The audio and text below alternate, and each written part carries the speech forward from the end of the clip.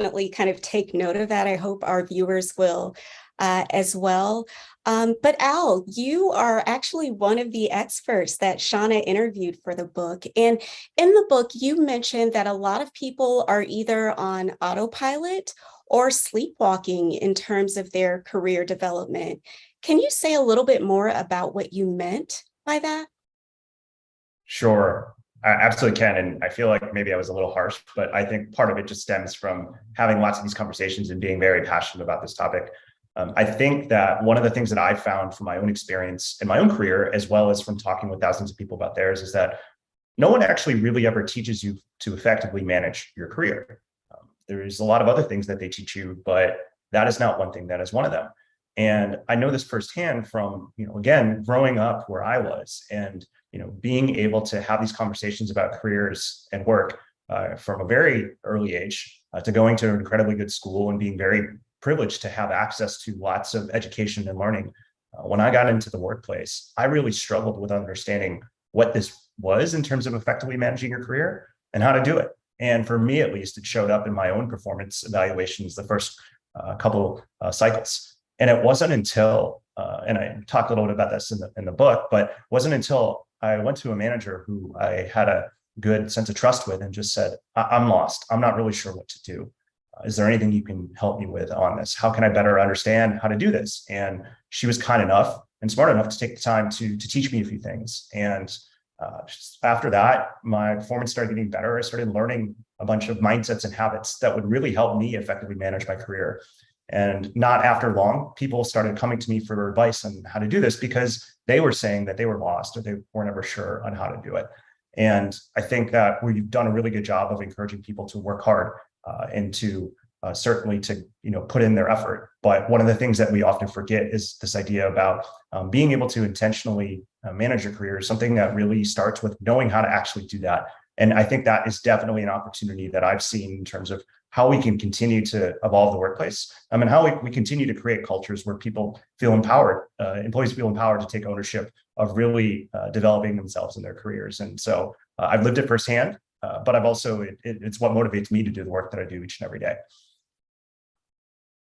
Yeah, Al, you said something really key there, which is this idea of teaching people how to intentionally manage their careers. And Shana, what I really appreciated about your book is that all of the insights really kind of go back to that point of ways in which you can kind of manage and direct your career and your work experience.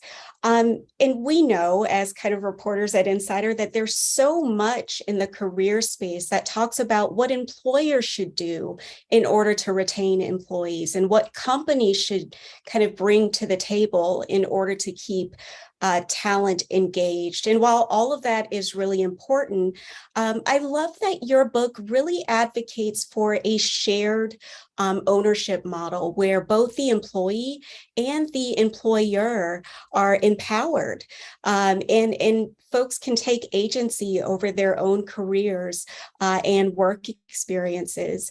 Shana, I'm wondering if you can talk a little bit about why you took this approach of shared ownership where you kind of placed some of the onus for career management directly with workers.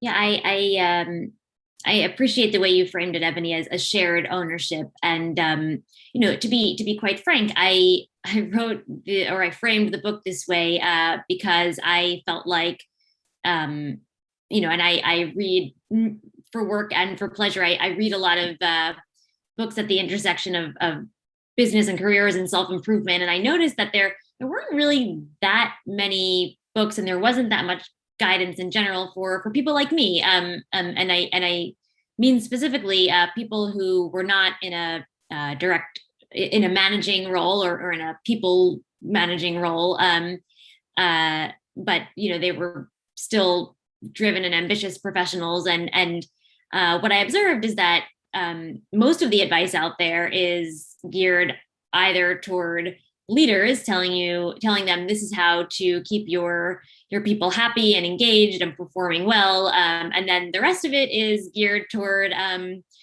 individual contributors and professionals saying like, if you don't like your job and you're ready to do something else, here's how to make a change. And I'm thinking to myself, like, where is the where are the pointers for somebody who they like their job and they're not looking to leave, but they want to make it better. So I hope that's where my book and the reporting in my book comes in. And I do, as you said, Ebony, I think all the stuff we publish here on Insider about what employers can do to create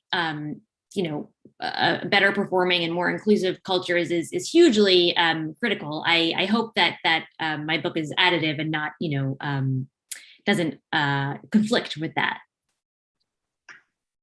I think that's kind of the perfect approach, because at the end of the day, we are responsible for kind of the direction our careers take, and no one's going to kind of pay the consequences for that but us. So I love that shared ownership model that both of you talked about.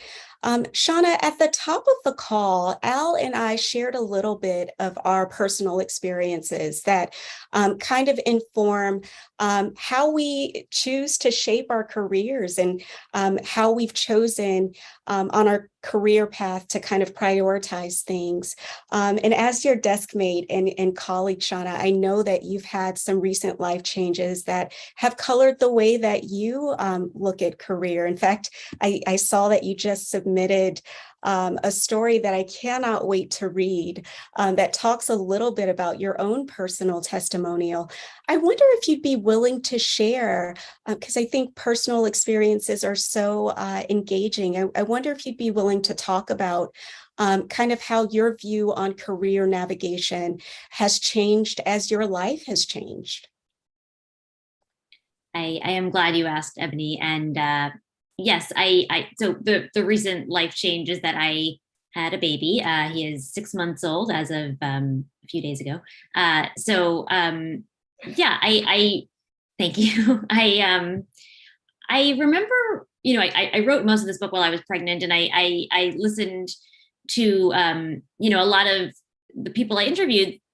Actually, most of the people I interviewed did have kids. Some of them were grown already, but they would talk about how at different points in their children's lives, or in their different points in their family's experience, they had felt differently about their careers, or pursued a different career, or been more inclined to quit or not. And I appreciated what they were saying on sort of a rational and intellectual level. And now that I have a child myself, I am a little more sympathetic to that.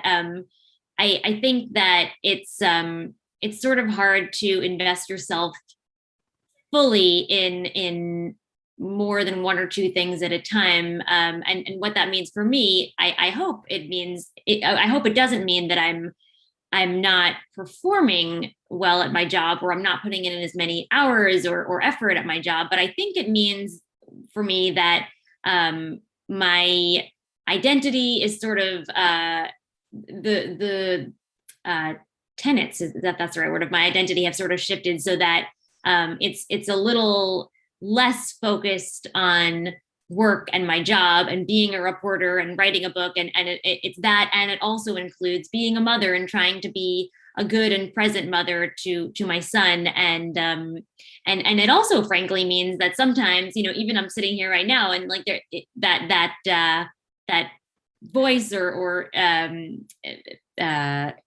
thing in the back of my head I don't think it'll ever go away. Like, is he okay? What is he doing? Like, when did I see him last? And so that just colors the way I experience work activities, even if I think or hope it doesn't affect the way I maybe perform or come across. I really love that transparency, and thank you so much for being willing to share that, because I think everyone who's listening is coming from their own kind of unique perspectives. And there may be reasons that people are weighing whether or not to quit. So Shana, with just a few minutes left, if there is someone right now who's listening, and they have drafted their resignation notice, and maybe they're wavering on whether or not to turn it in this week, if you could offer that person just one strategy from the book, what would it be? Yes. So my one parting words of wisdom to you to the person in that situation. Give yourself 2 minutes. Sit down, stand up, 2 minutes, and think: is there one little thing that I can do to make tomorrow's workday better? You don't even have to do the thing, but one thing that would make tomorrow's workday better. And I think the benefit of and the purpose of a thought exercise like this one is to realize that maybe quitting is not the only option you have. Even if ultimately you do decide to quit, it's a little freeing to know that you can do something else for yourself. Yeah, I think that is awesome advice. I think that's also a really great way to start your day. What can I do today to make this the best possible work day? I also think that this has been just a wonderful conversation. Al, I really appreciate you joining. Shana, thank you so much for allowing us to highlight you and the book in this way. And for all the audience here, thank you so much for joining us. If you found this conversation helpful, please go get Shana's book. Don't Call It Quits, shameless plug. You can find it on Amazon. You can also follow her byline at Insider, where she covers careers and human resources.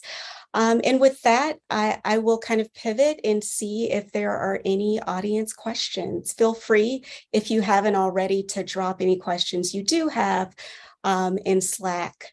So I'll give maybe 30 seconds. And if there are no questions, then we're happy to kind of give you all just a few minutes back.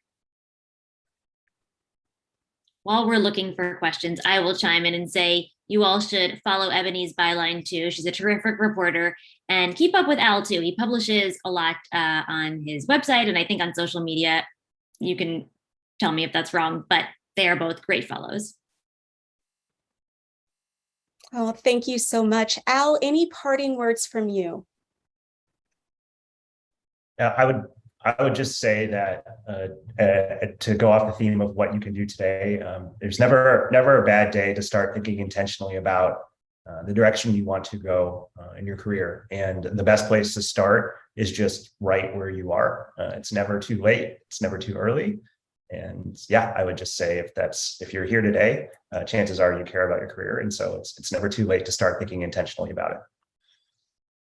Ah, that's perfect. Thank you, Al, and thank you all for joining.